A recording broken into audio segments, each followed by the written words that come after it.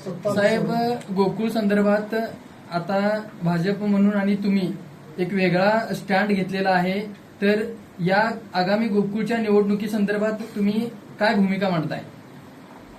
ह्या गोकुळ दूध डेअरी हा आमचा कोल्हापूर जिल्ह्यातला आणि महाराष्ट्रातला सगळ्यात मोठी संस्था, ही पवित्र संस्था टिकावी, राहावी आणि ज्या शेतकऱ्यांनी कष्टातून घामातून उभे केलेले आहे त्यांना न्याय हक्क मिळावा. त्यांच्या संस्था त्या कुणाच्याही घराणशाहींच्या ताब्यात न जाता ह्या शेतकरी कष्टातून उभी केलेली संस्था राहावी म्हणून आम्ही सगळे प्रयत्न आहेत.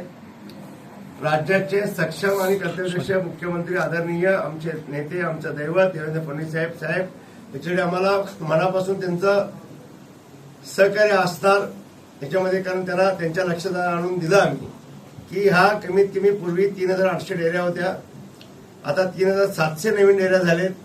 त्याच्यामध्ये 3700 नवीन डेअऱ्या करण्यामध्ये 3000 डेअरी फक्त महेश कदम या नावाचा डीडीआर एका मंत्र्या महोदयांच्या सांगण्यावरती नेत्यावरती 3000 डेअऱ्या कशा मंजूर करू शकतो आणि त्याला एक गिफ्ट म्हणून परत त्याला गोकुळला त्यांना शिफ्टिंग करून त्यांना गिफ्ट दिलेली आहे. त्याची चौकशी ईडी मार्फत व्हावी ह्या अधिवेशनात मुद्दे मांडेल. नाहीतर मी अमर भूषणला ह्या गोष्टीत मी बसणार आहे. ईडी मार्फत चौकशी यांची व्हावी. ह्या गोकुळमध्ये जो अधिकारी दोषी लागेल त्यांची सखोल चौकशी व्हावी, ईडी चौकशी व्हावी. याच्यामध्ये जर शासनाचे कुठले अधिकारी जर सहभाग असेल त्यांच्यावरती कठोर कारवाई व्हावी अशी मुख्यमंत्री साहेबांकडे उद्या मी मागणी करतोय. आणि त्याचबरोबर महेश कदम बरोबरच सुजय कदम हा प्रकाश पातारे मागावचे मुस्लिम साहेबांच्या गटाचे हरळी साखर कारखान्याचे चेअरमन त्यांच्या प्रकाश पातारेंच्या भाच्याला खास गिफ्ट म्हणून 400 डेअऱ्यांचा कोकणमध्ये सांभाळणाऱ्या माणसाला आणि जर एवढ्या मोठ्या डेअरीचं त्याला हे करून टाकले. त्याचं वय वर्ष 30 आणि संस्था त्याच्यावर दिल्यानंतर त्याच्यावर जर उद्या कारवाई नाही आणि त्याने जर तिथून हटवलं नसेल किंवा त्याने कारवाई नाही झाली तर त्याची पण ईडी मार्फत चौकशी होऊन त्याच्या चौकशीला सामोरं त्याला जायला लागेल आणि ही चौकशी लावायला लागेल. म्हणजे ह्या लक्षवेधी या अधिवेशनाला मांडतोय. कारण आता त्याची तातडीनं उद्या मुख्यमंत्री साहेबांची वेळ मिळाल्यास किंवा उद्या परवा या मुख्यमंत्री काढण्याची कारवाई व्हावी ही आमची प्रामाणिकपणे इच्छा आहे.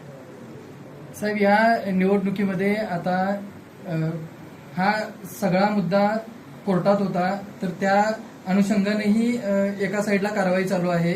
तर यामध्ये सगळ्यात मोठं राजकारण जर होत असेल तर महायुती म्हणून तुम्ही काय भूमिका घेणार आहात?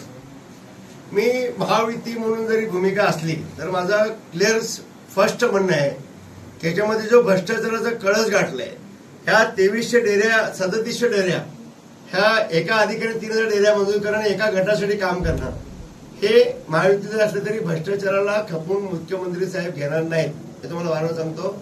आणि याला कुठेही आमच्या शेतकरी बांधव अन्याय होऊ देणार नाहीत. या भूमिकेमध्ये मुख्यमंत्री साहेब असू शकतात. साहेब, चंदगड आजरा गडिंग्लज या भागासाठी म्हणून तुम्ही काय स्टँड घेता? आता दूध डेअरी ज्या शेतकऱ्यांना मान सन्माननी उभे केले आहेत, प्रत्येक नेत्यांनी कष्ट कामात केले आहेत, त्यांच्यावरती अन्याय होऊ द्यायचा नाही. त्यासाठी जे वाटेल ते आम्हाला जे काय भोग भोगायचे असले आम्ही भोगू. तर जे वाटेल ते आपल्याला करता ते करू. खरं त्यांना न्याय दिल्याशिवाय आम्ही गप्प बसणार. या निवडणुकीमध्ये तुम्ही क्लिअर स्टँड घेताय मुश्रीफांच्या विरोधात. मला मुश्रीफ साहेबांच्या विरोधात असं म्हणता येणार नाही. मला ह्याच्यामध्ये ज्यांनी घोटाळे केलेत, ज्या 3800 डेअऱ्या होत्या आणि 3700 डेअऱ्या ज्यांनी वाढवलेत आणि ज्यांच्या एका 3000 डेअऱ्या कुठल्याच एका संस्थेने केलेत त्यांच्यावर जर कारवाई नाही झाली तर त्यांच्या विरोधात आम्ही स्टँड घेणार. या डेअऱ्या कुठल्या भागात असं स्पेसिफिक आहेत की पूर्ण करवीर राधानगरी, बाकी कुठेच काय होत नाही आमच्याकडे. आम्हाला करवीर, राधानगरी आणि कागल हे तीनही दिग्गज हे गावं आणि संस्था त्यांच्या ताब्यात कायमस्वरूपी जर गेल्या तर आम्ही आमच्या इतर भागातली लोक चंदगड असेल, आजरा असेल, गडनज असेल, इकडं उत्तूर असेल, बाकीचे भाग आम्ही कायमस्वरूपी आम्ही संपून जाऊ. आणि हे जर आपल्याला जर ही कायदेशीर कारवाई जर मुख्यमंत्री साहेबांनी जर मनातून नाही केली तर आम्ही सगळं आमचं रस्त्यावर येऊ. म्हणून हा आंदोलन पुढे ही सुरुवात उद्याच्या निकालावर बघणार. मात्र जन आंदोलन आम्ही उभे करून याला आम्ही जी परिस्थिती येईल ते आम्ही त्याला आम्ही शेतकरी न्याय देण्याच्या भूमिकेत राहू. भाऊ 4 मेला गोकुळचे संचालक मंडळाची मुदत संपते. हं. तुमची ओळख संपूर्ण महाराष्ट्रावर अशी आहे की माननीय मुख्यमंत्र्यांच्या अगदी जवळचे तुम्ही आहात म्हणून. 4 मे नंतर इलेक्शनचा प्रोग्राम जाहीर होण्याची शक्यता आहे काय? गोकुळवर प्रशासक येण्याची शक्यता तुम्ही काय सांगा? मी मुख्यमंत्री महोदय साहेबांच्या जवळ आहे असं बरोबर आहे. कारण साहेबांच्या जवळचे सगळेच आहेत. खरं प्रामाणिक काम करते असतेवेळी जवळच्यापेक्षा मी एवढंच सांगेन की गोकुळमध्ये 4 मेला निवडणुका होणं शक्य नाहीये. याचं